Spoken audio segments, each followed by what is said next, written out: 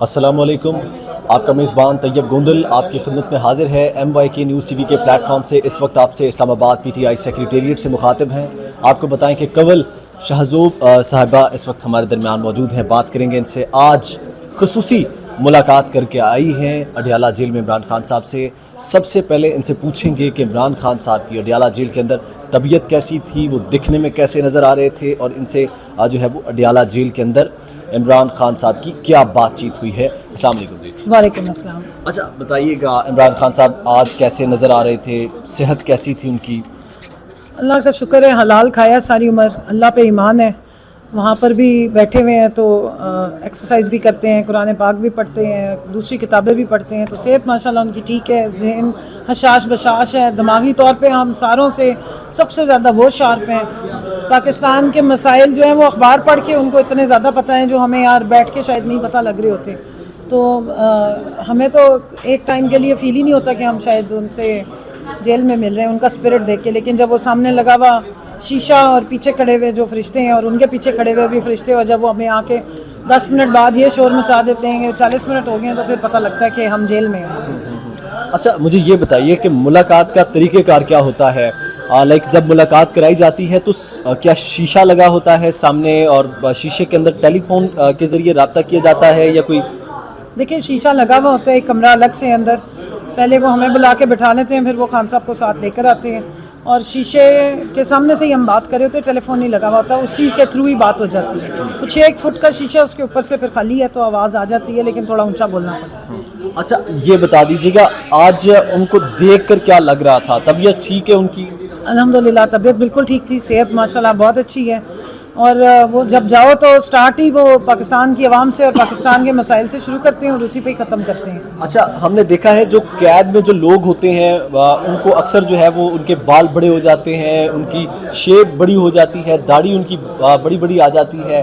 تو عمران خان صاحب کلین شیو کیا کرتے تھے, ابھی عمران خان صاحب نے کیا داڑھی رکھ لی ہے یا کلین شیو پر ہی ہے؟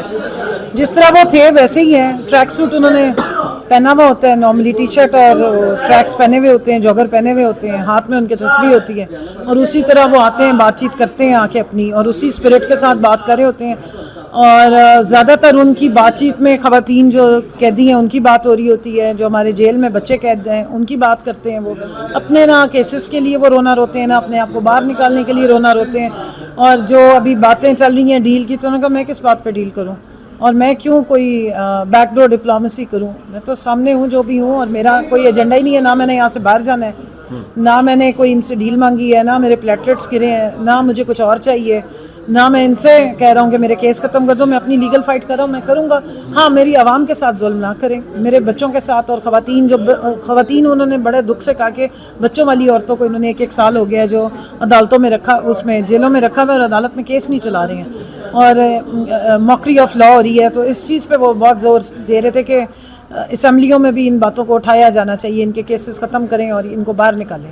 یہ بتائیے گا آج اڈیالہ جیل کے اندر اس کے علاوہ کوئی مخصوص گفتگو ہوئی آپ کی, لائک کسی کوئی اہم کوئی پیغام دیا ہو عمران خان صاحب نے؟ کہا پیغام تو وہ ہمیشہ دیتے ہیں. یہ 8 فروری کی جو دھاندلی تھی اس میں انہوں نے بات کی. دوسرا انہوں نے 9 مئی کے حوالے سے کہا کہ 9 مئی کے بعد جس طرح کے حالات بنائے گئے ہیں تو ہمارے لوگوں کو سمیت انہوں نے کہا کہ ایسے محسوس ہوا ہے لوگوں نے جو کمپلینٹس کی کہ شاید وہ پاکستان کے شہری نہیں ہیں. اس سے پہلے انہوں نے سکوت ڈھاکہ کے بارے میں بتایا کہ وہاں جب ان کے ساتھ یہ سب کچھ ہو رہا تھا تو وہ جو داستانیں وہاں سے نکلتی ہیں کہ وہ اتنے دکھی ہوئے کہ انہوں نے کہا کہ ہمیں لگتا تھا کہ ہم پاکستان کے شہری نہیں, ہمارے ساتھ ایسا سلوک کیا گیا. تو انہوں نے کہا کہ یہ بہت ہی ایک ہی طرح کا ایک واقعہ ہے جو اس کو ریپیٹ کیا گیا, اور یہ اس طرح کی بدترین مثالیں نہیں ملتی قوموں کی زندگی میں کہ جب ان کو اپنے ہی لوگوں کو, اپنے ہی شہریوں کو ڈس اون کر دیا جائے یا ان کو اس طرح ٹریٹ کیا جائے جیسے کہ وہ کوئی دشمن ہے.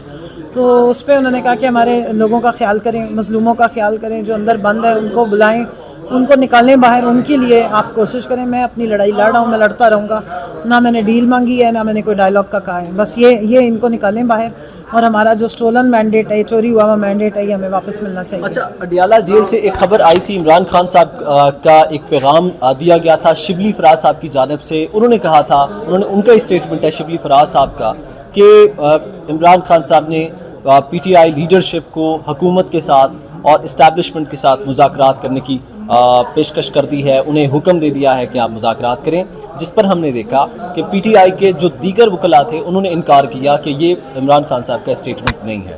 دیکھیں آج بھی اس طرح کی بات نہیں ہوئی اور نہ انہوں نے ایسی کوئی، میں نے جو آپ کو بتایا ایگزیکٹلی انہوں نے یہی باتیں کی ہیں کہ میں کس بات پہ ان سے کوئی ڈیل کروں، اور یہ جو مطلب چوری کر کے آ کے بیٹھے ہیں، مینڈیٹ فارم 47 کی پیداوار حکومت ہے ناجائز، ان سے کیا ڈائلاگ ہو سکتا ہے؟